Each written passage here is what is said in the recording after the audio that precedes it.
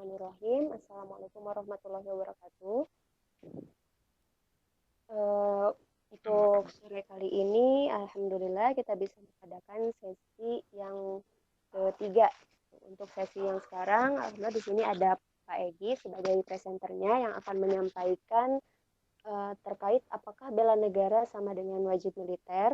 Nah, kemudian di sini ada juga Pak Yusuf sebagai host di room meeting kali ini. Kemudian saya sebagai Aupa Aulia Fadila Yusuf sebagai presenter. Moderator. Baik, untuk sekarang mungkin bisa dimulai saja. Pak Egi, bagaimana? Siap. Sudah siap? Baik, Ya, saya serahkan langsung saja kepada Pak Egi. Persilahkan. Bismillahirrahmanirrahim. Assalamualaikum warahmatullahi wabarakatuh. Waalaikumsalam warahmatullahi wabarakatuh. Pada sore hari ini, saya sebagai presenter akan memaparkan dan kemudian berdiskusi tentang tema apakah bela negara sama dengan wajib militer. Nah, tema ini diangkat karena di akhir tahun 2019, DPR sudah mengesahkan Undang-Undang PSDN untuk pertahanan negara. Undang-undang ini mempunyai berbagai implikasi. Salah satu yang dibahas dengan detail dalam undang-undang ini adalah bela negara. Kemudian, berbagai pihak mulai mempertanyakan bagaimana sebenarnya bela negara ini dilaksanakan di Indonesia. Apakah sama dengan wajib militer atau tidak?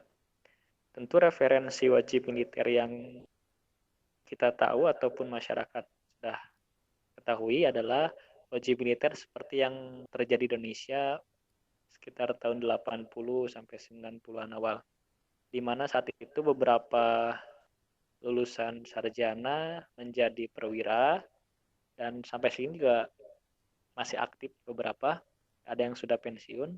Teman-teman saya juga di kampus beberapa adalah mantan lulusan dari wajib militer.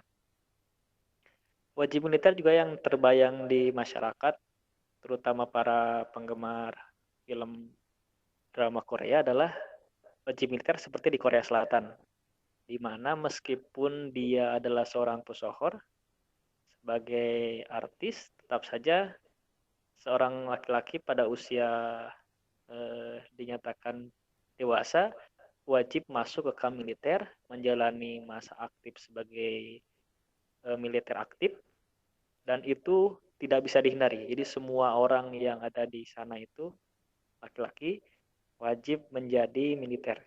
Nah, itu juga terjadi di beberapa negara. Contoh yang paling familiar adalah Korea Selatan. Ada juga misalnya di Israel dan negara-negara lain. Di Indonesia juga pernah, hanya hari ini tidak dilaksanakan.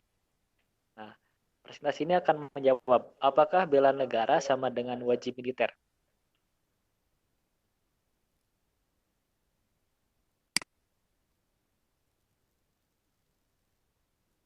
Nah, ini data diri saya sama seperti kemarin. Saya Egi Aronamdani, tempat tugas di SMA IT Irfani Quranic Planner Bilingual School, mampu mata pelajaran PPKN. Pendidikan terakhir saja saya Universitas Pertahanan. Nah, diawali dalam berbagai diskusi tentang pertahanan, biasanya selalu dikatakan bahwa hari ini sejatinya Indonesia sedang dalam keadaan perang. Apakah benar Indonesia dalam keadaan perang? Maka kita harus identifikasi dulu apa itu perang.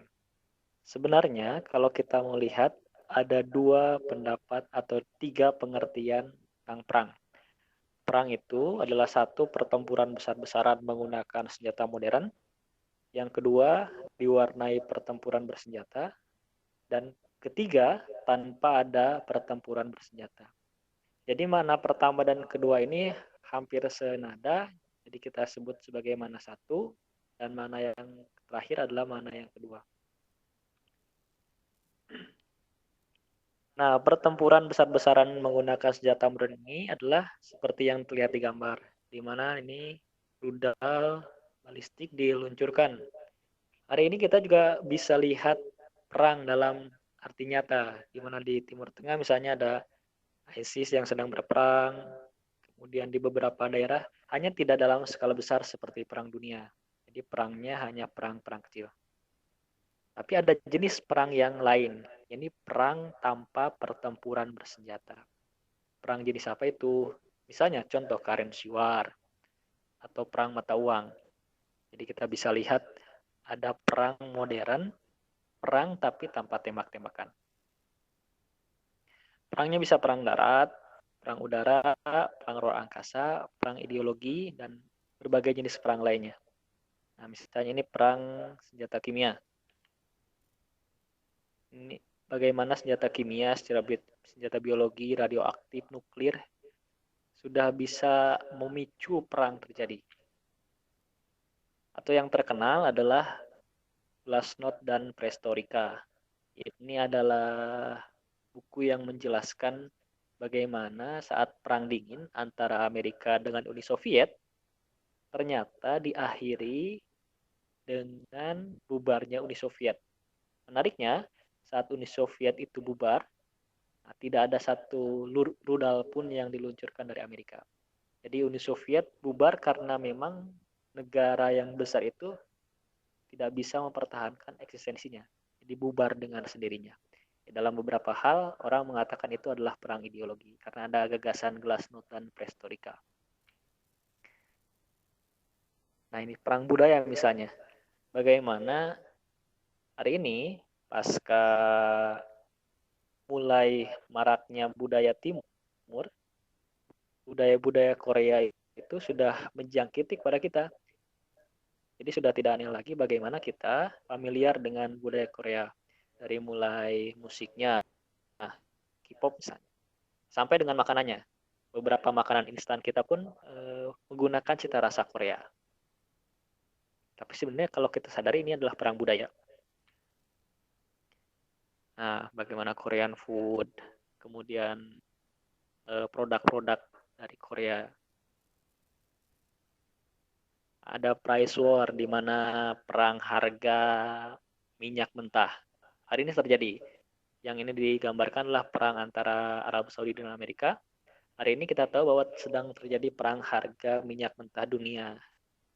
Perang ini terjadi antara OPEC yang ketuanya itu adalah Arab Saudi dengan Rusia. Sehingga kita tahu bahwa di dunia hari ini harga minyak mentah itu mencapai 20 dolar per barel. 20 US dollar. Atau kita lihat perang yang sudah terjadi beberapa waktu lalu adalah perang currency war antara Cina dengan Amerika.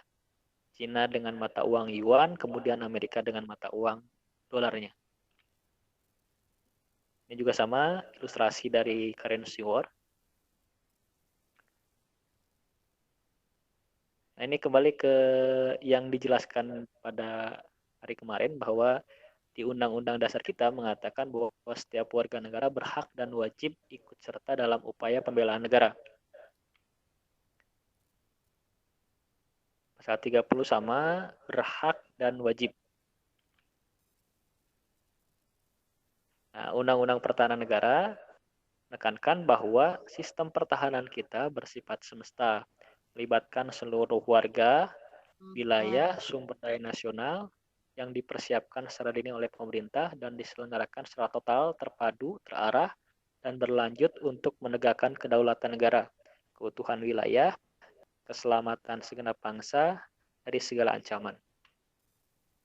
Nah, ini sama seperti yang kemarin saya sampaikan, bahwa sistem pertahanan kita menganut sistem piramida di mana ada 3 jenis komponen.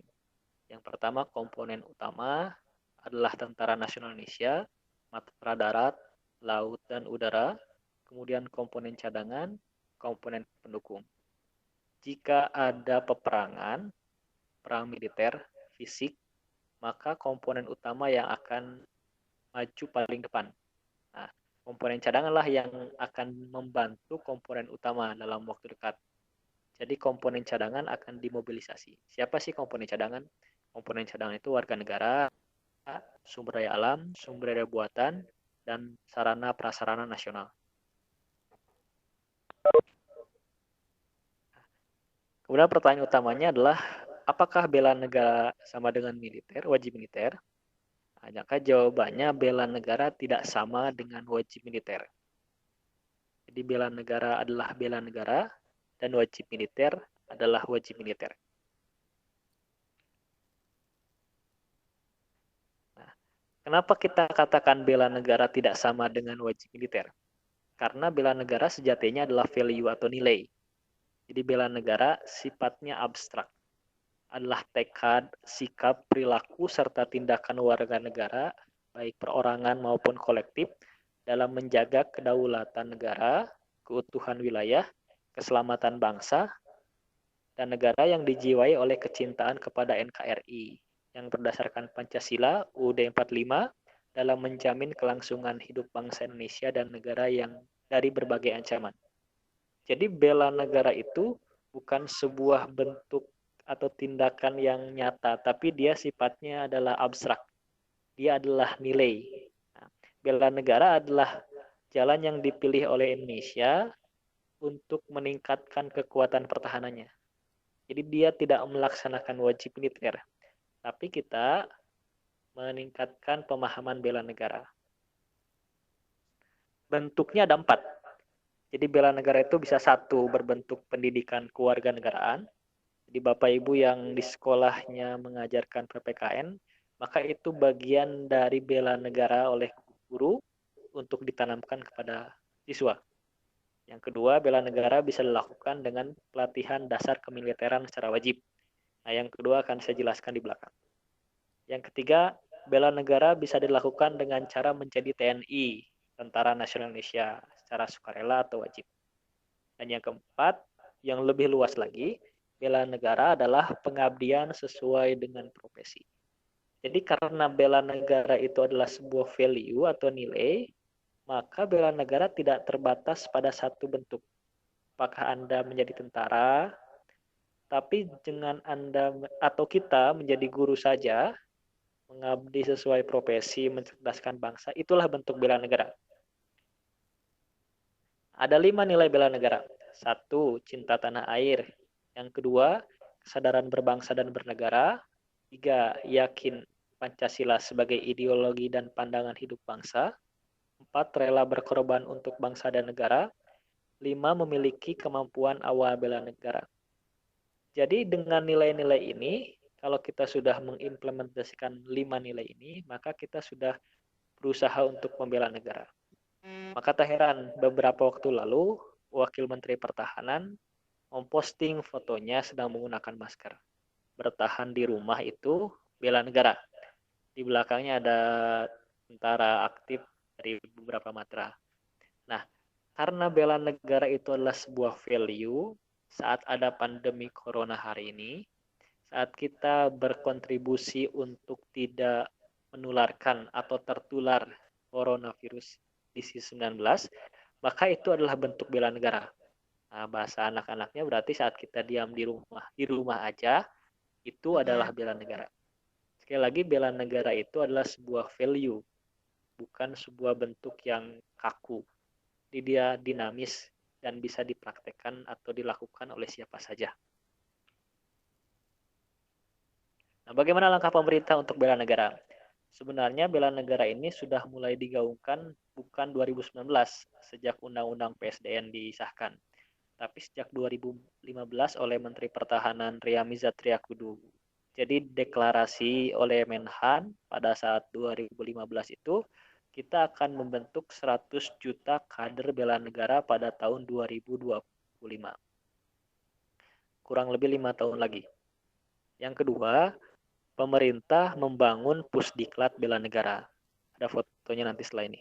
Yang ketiga, pemerintah, Kementerian Pertahanan dalam hal ini, melakukan kerjasama dengan Kemendikbud, Kemenristek Dikti, maaf, belum direvisi, Kemenristek, dan kementerian lainnya.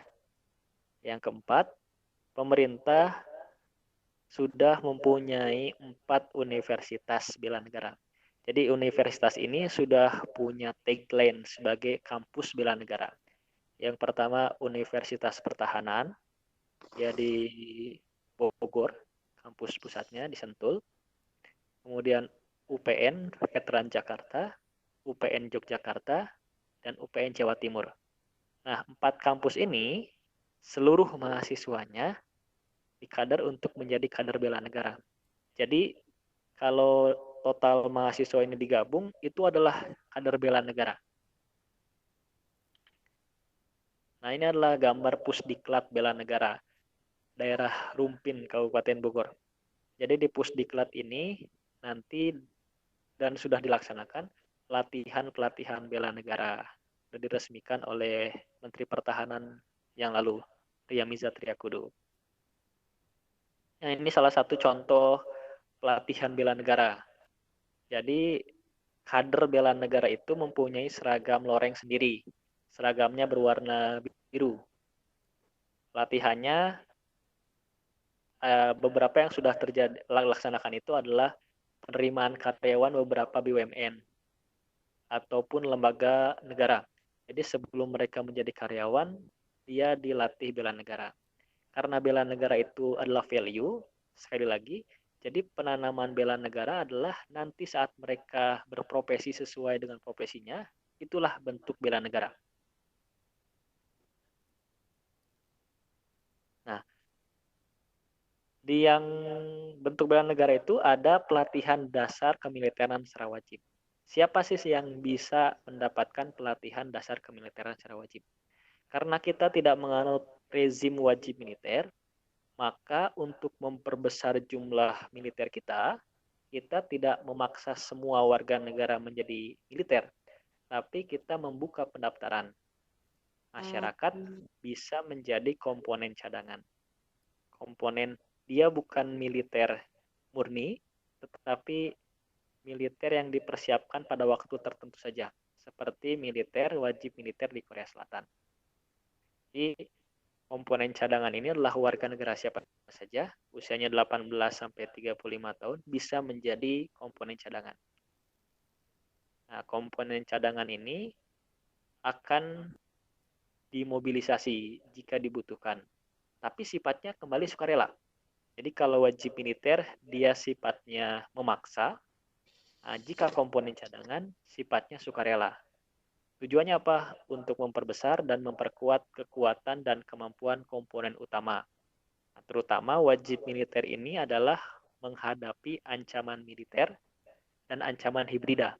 Ancaman hibrida itu ancaman militer yang digabungkan hybrid dengan ancaman non-militer. Misalnya ancaman militernya adalah infiltrasi pasukan asing sambil membawa wabah.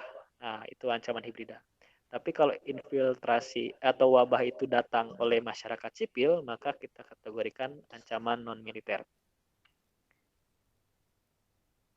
Nah, warga negara yang hendak menjadi komponen cadangan, sekali lagi komponen cadangan adalah militer yang dilakukan dengan sukarela, dia harus melakukan tahapan mulai pendaftaran, ada seleksi juga, kemudian pelatihan dasar kemiliteran selama 3 bulan, dan penempatan.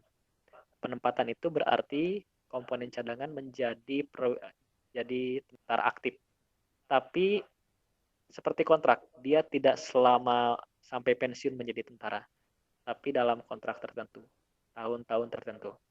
Nah, kelebihannya dengan undang-undang PSDN ini, komponen cadangan itu tetap mendapatkan hak ketenaga kerjaannya ataupun akademik. Jadi misalnya Bapak Ibu menjadi guru, kemudian tertarik untuk menjadi komponen cadangan. Statusnya tidak akan berubah, tidak dipecat menjadi guru atau tidak diberhentikan menjadi guru. Tetap menjadi guru, tapi dengan status sebagai komponen cadangan.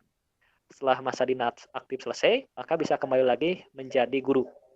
Itu juga terjadi untuk mahasiswa. Jadi jika mahasiswa menjadi komponen cadangan, maka dia akan mengikuti pelatihan militer dan berdinas aktif. Setelah dinasnya selesai, kembali ke kampus, status mahasiswanya tidak hilang, jadi tidak di DO. Undang-undang yang baru ini memastikan bahwa semua komponen cadangan itu tidak kehilangan hak ketenaga kerjaan ataupun hak akademik selama berdinas aktif. Kurang lebihnya itu yang saya paparkan. Terima kasih. Assalamualaikum warahmatullahi wabarakatuh. Waalaikumsalam warahmatullahi Wabarakatuh. Baik, terima kasih Pak Egi yang sudah memaparkan terkait apakah bela negara sama dengan wajib militer. Mungkin bisa dilanjut dengan sesi tanya jawab. Ada yang ingin ditanyakan?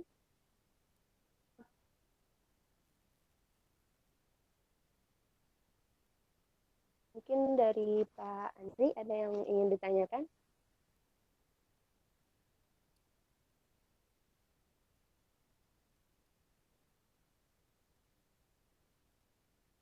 Bagaimana dari Pak Yusuf? Ya, ini saya mau nanya nih. Tadi memang sudah dijelaskan bahwa bela negara itu berupa value, artinya nilai. Ini ada alat ukurnya enggak nih? Karena ini kan untuk menghasilkan nilai itu kan harus ada alat ukurnya. Mungkin itu yang ditanyakan. Alat ukur dari bela negara itu ya Pak? Ya. Ya. Dikatakan bela negara itu alat ukurnya bagaimana? Baik, Pak Egi mungkin bisa langsung dijawab. Ya. Pada saat program ini dimulai tahun 2015, alat ukur apakah seorang itu jadi kader bela negara ataukah tidak jika dia selesai dan lulus pelatihan dasar bela negara. Jadi setelah pelatihan itu berhak mendapatkan sertifikat sebagai kader bela negara. Nah, undang-undang ini memang disahkan 2019, tapi peraturan turunannya masih belum disahkan. Jadi PP-nya masih belum ada. Nah, hari ini sedang dibahas bagaimana pelaksanaan atau implementasi bela negara yang lebih luas. Karena sejak tahun 2015 itu dilaksanakan, tapi dalam lingkup yang kecil, artinya hanya pada terutama di kementerian dan lembaga dan BUMN. Nah, setelah undang-undang keluar akan diperluas di seluruh Indonesia, tidak hanya fokus di Pulau Jawa, maka ukuran bela negaranya nanti akan disahkan lebih lanjut. Jadi dalam undang-undangnya memang peraturan pelaksananya akan diatur dalam peraturan perundang-undangan. Nah, kalau yang sudah terjadi atau yang sudah dilaksanakan oleh Kementerian Pertahanan adalah mengikuti pelatihan. Jadi kalau setelah mahasiswa ataupun calon karyawan dalam waktu ada yang 1 bulan, ada yang lebih dari 1 bulan lulus dalam pelatihan kemiliteran oleh instruktur tentunya yang sudah ditunjuk oleh Kementerian Pertahanan, maka dia sudah menjadi kader bela negara. Nah, untuk yang lebih luas sekali lagi masih dalam proses penyusunan oleh kementerian terkait.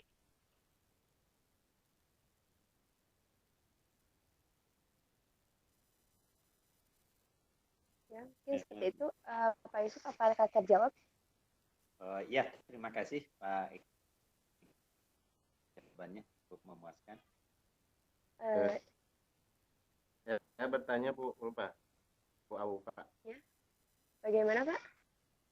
Mau bertanya tentang materi ini. Mohon maaf Pak, untuk suaranya mungkin agak kurang terdengar. Mau bertanya tentang materi yang disampaikan oleh. Oh iya, silahkan. Ya, tadi itu kalau tidak salah saya menyimak ada universitas khusus ya terkait dengan bela negara, mungkin Pak Edi alumnus dari sana. Yang saya ingin tanyakan ini, mohon maaf agar bisa nanti disosialisasikan juga ya. Itu universitasnya apa namanya, fakultasnya apa saja yang di dalamnya, apakah seperti universitas lain gitu? Jadi fakultasnya umum, ada keguruan, ada kedokteran atau pertanian dan lain sebagainya, ataukah khusus? Nah, kalau khusus profesi yang utama begitu ya dari universitas itu apa begitu? Itu mungkin yang saya tanyakan. Oh Silahkan Pak Egy langsung dijawab saja. Oke, Pak. Ya, jadi Universitas Pertahanan ini adalah kampus yang berada di bawah Kementerian Pertahanan langsung. Kampus ini agak spesial karena dia kampus yang tidak punya S1-nya. Jadi di Unhan itu hanya ada strata 2 dan strata 3. Hari ini sebenarnya sedang ada proses penerimaan mahasiswa baru di Unhan.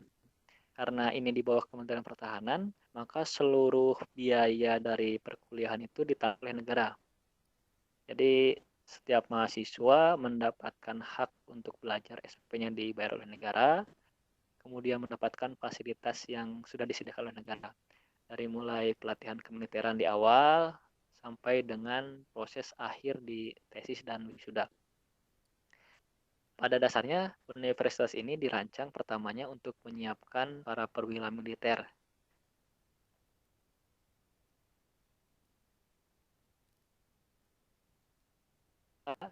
Menjadi perwira yang siap untuk menghadapi tantangan global. Nah, seperti kita tahu bahwa pada masa reformasi itu, militer sudah berubah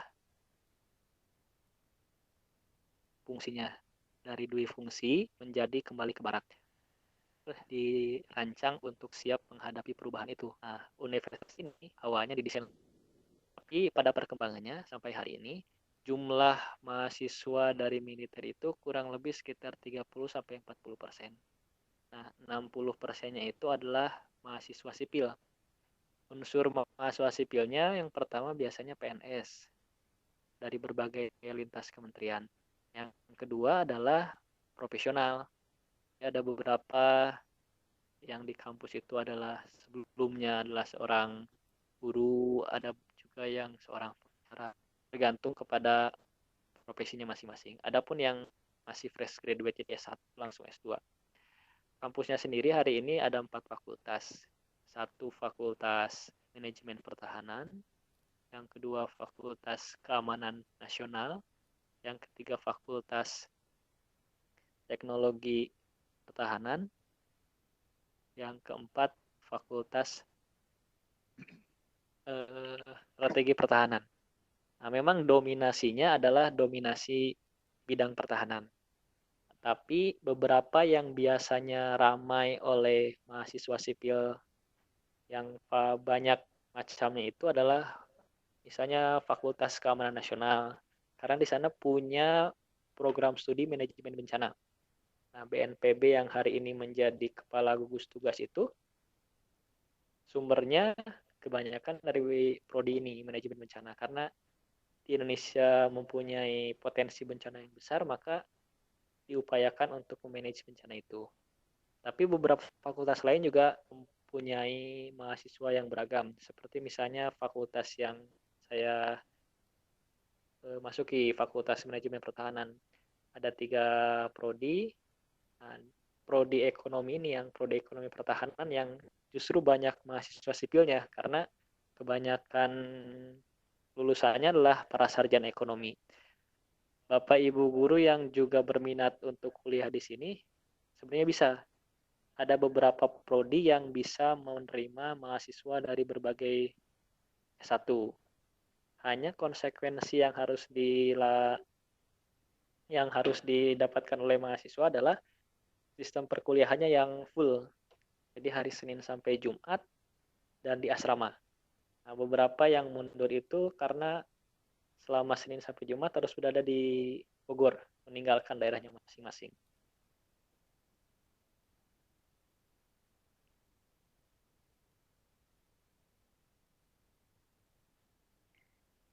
Baik, sebenarnya gimana Pak Andri? Apakah sudah terjawab Pak?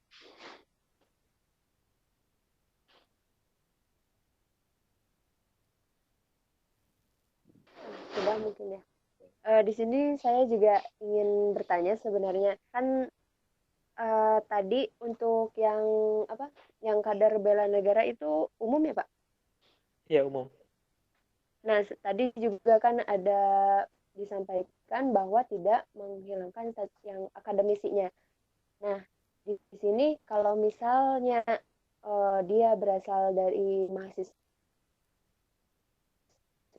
kan dari universitas yang tadi disebutkan kan di situ ada seperti peraturan dari kampusnya sendiri berapa tahun dia harus menyelesaikannya, dan kalau di luar dari itu dia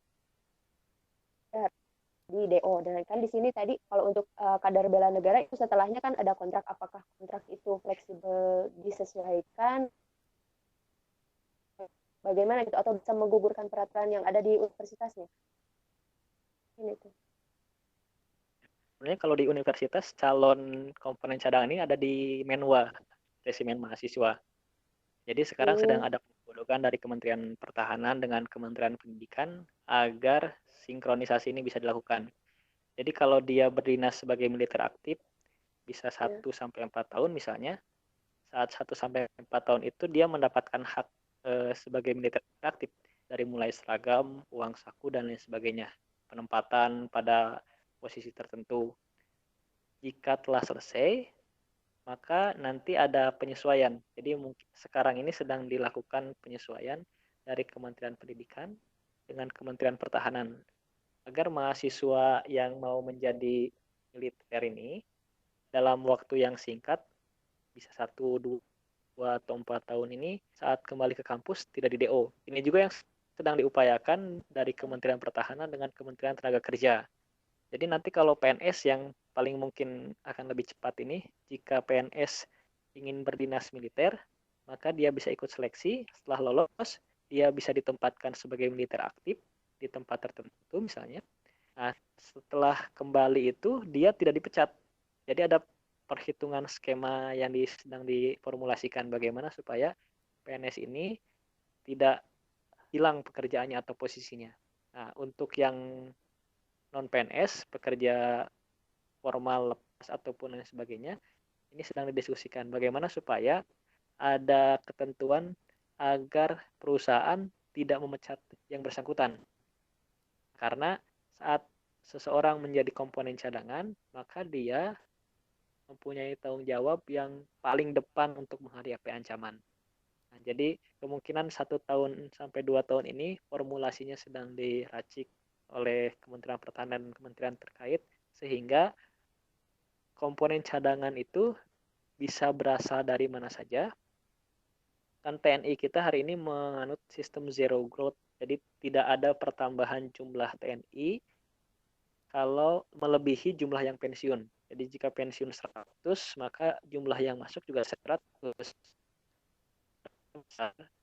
Butuh militer, maka ditanganinya dengan komponen cadangan ini untuk membantu militer aktif yang jumlahnya harus ditambah, tetapi secara komposisi tidak menambah secara permanen, jadi hanya temporer. Gitu, Bu. Ya, Mungkin apa Ibu. ada pertanyaan lagi dari Ibu. yang lain? Nah, nih kayaknya nih Gimana? jadi makin penasaran nih. Gimana, Pak? Yang Pak Egi, kalau misalnya kuliah di sana itu sebetulnya kan itu tadi dikasih apa beasiswa ya, itu apakah tidak nantinya untuk ikatan dinas gitu?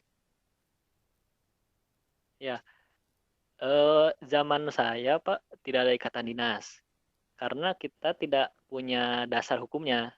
Nah, sekarang kan sudah ada keluar undang-undangnya baru ya kemarin 2019. Yang angkatan 2019 juga tidak ada ikatan dinas karena dasar hukum peraturan pemerintahnya belum keluar. Jadi jika PP-nya sudah keluar, kemungkinan ada ikatan dinas. Nah, selama PP-nya belum keluar, tidak ada ikatan dinas. Jadi saat masuk ke Unhan, Universitas Pertahanan itu, profesinya apapun, terserah. 1,5 tahun, masa kuliah cuma 1,5 tahun, 18 bulan. Lama 18 bulan cuti, tergantung kepada perusahaan masing-masing. Ada beberapa yang cuti.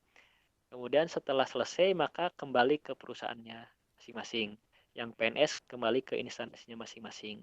Yang militer pun sama. Jadi saat di kampus itu kita sama-sama saja dengan teman-teman yang militer. Jadi kalau Bapak Ibu yang tidak punya ikatan dengan PNS, siapapun bisa. Tapi jika PNS, di Unhan itu ada syaratnya harus golongan 3. Kalau militer berpangkat minimal kapten. Jadi sebenarnya kesempatan untuk yang non PNS dan non militer yang bisa masuk lebih banyak karena tidak ada persyaratan golongan ataupun pangkat yang dipersyaratkan. Jadi sampai saat ini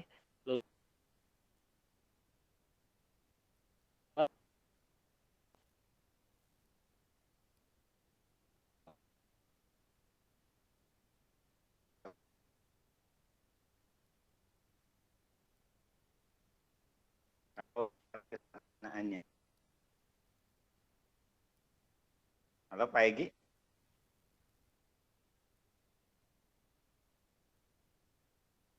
ya Kalau Pak, gelar kesarjanaan dari tas ini bela negara ini apa? untuk hari ini gelarnya Magister Pertahanan Pak. Sama seperti ya, gelar yang saya gunakan Kemhan Magister Pertahanan. Oh gitu Karena ya. rumpun ilmunya sudah ada. Berarti ini Jadi S2 ya, S1, S2. S2 Pak. Jadi kampusnya tidak ada S1. Ini Oh, uniknya. Jadi kampus itu hanya ada S2 dan S3. oh gitu. Jadi S1-nya bebas. S1-nya bebas. Jadi S1-nya itu adalah akademi militernya, Pak. Kan Akmil Magelang, kemudian AU Oh Jogja, gitu. AL Surabaya. Nah, kemudian para Ya. militer yang sudah bergelar sarjana itu jika ingin meningkatkan kompetensi akademiknya, masuklah ke Unhan. Gitu. Ya, berarti ini Pak Egi juga dalam rangka ya Dalam rangka peningkatan. Ya, dalam rangka meningkatkan apa itu ya? Posisi gitu ya. Jadi ambil S2-nya. jadi saya S1-nya di Ciamis, Pak, di sini. Oh, Kemudian gitu. 2017 tertarik masuk Unhan, ikut seleksi.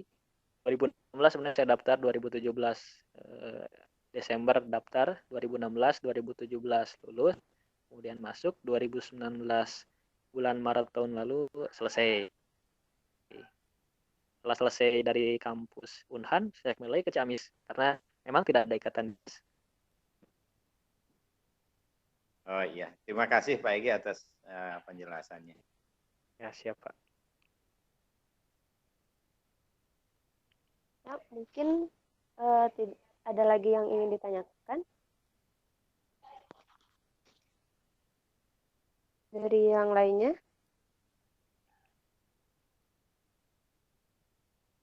Tidak ada. Kalau tidak ada, ini bagaimana ya sebaiknya? Ditampilkan coba untuk dokumentasi Bu Oh, apa atau menampilkan diri semuanya nanti kita dipoto. gitu ya Pak. Bentar.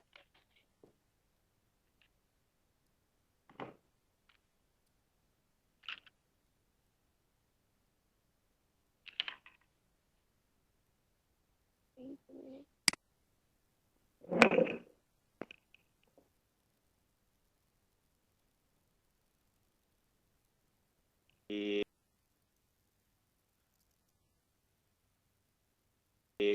ini aja. Biar bareng semuanya. Bu Aupa belum muncul.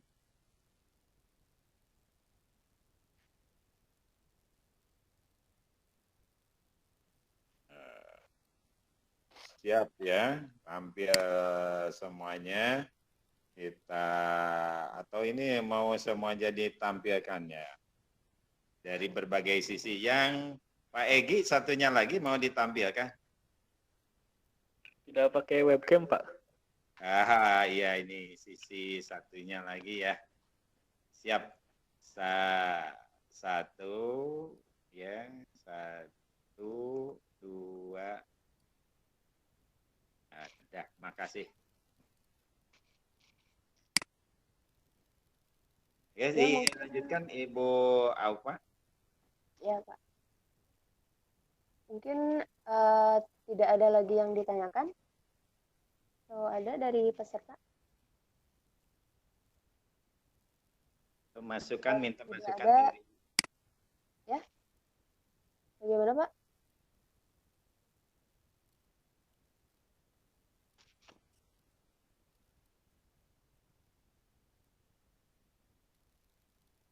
Sebentar.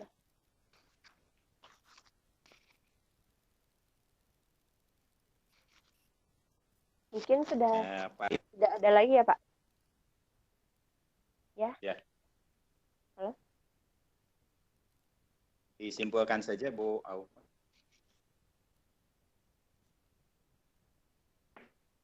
Baik.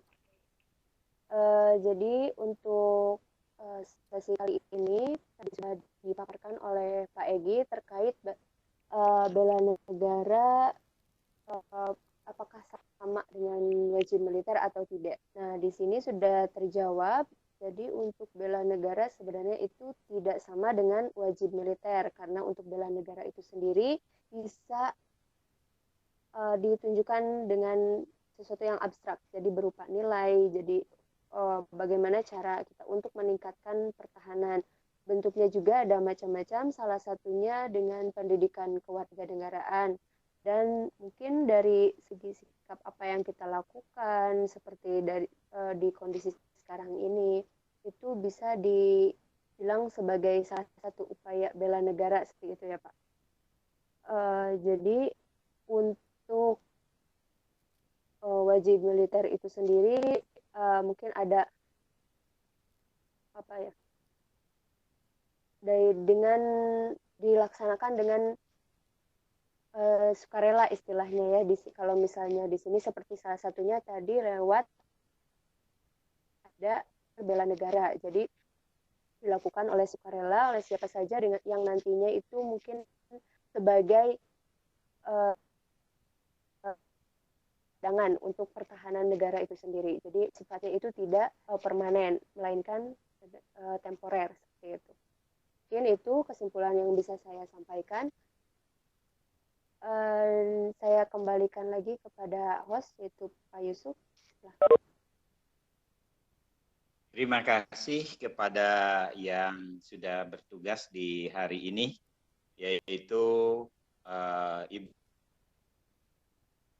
sebagai moderator, kemudian Pak Egi sebagai presenter, dan Pak Andri juga sebagai instruktur sudah hadir. Terima kasih semuanya. Mudah-mudahan bisa bermanfaat bagi kita semuanya. Terima kasih.